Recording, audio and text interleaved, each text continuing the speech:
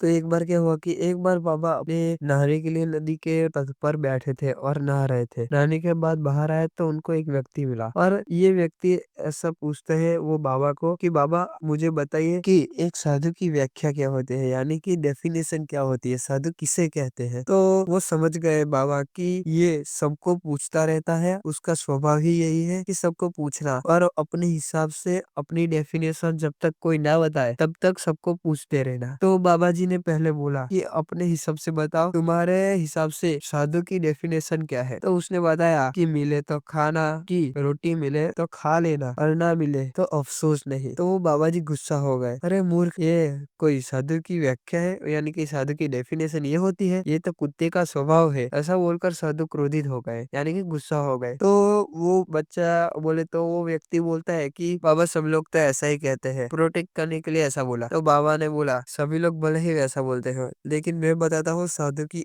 असली व्याख्या। बाबा बताते हैं कि साधु की व्याख्या ये है कि रोटी मिले आधी मिले तो आधी में से आधी बांट के खाना और न मिले तो प्रभु को धन्यवाद करना, यानी कि प्रभु को थैंक्स बोलना, क्योंकि प्रभु ने रोटी ना दी यानी कि पूरे दिन खाना नहीं मिला तो उनका उपवास हुआ, यानी कि तब हुआ, तो उसकी वजह से मैंने तब किया। तो ये हिसाब से प्रभु को थैंक यू बोलना, यानी कि थैंक्स, यानी कि आभार व्यक्त करना, ये होती है साधु की डेफिनेशन। तो आपको नहीं पता थी तो जरूर से लाइक करें, सब्सक्राइब करें ऐसे ही स्टोरी जानने के लिए। कल मिलेंगे नई स्टोरी के साथ। जय श्री राम।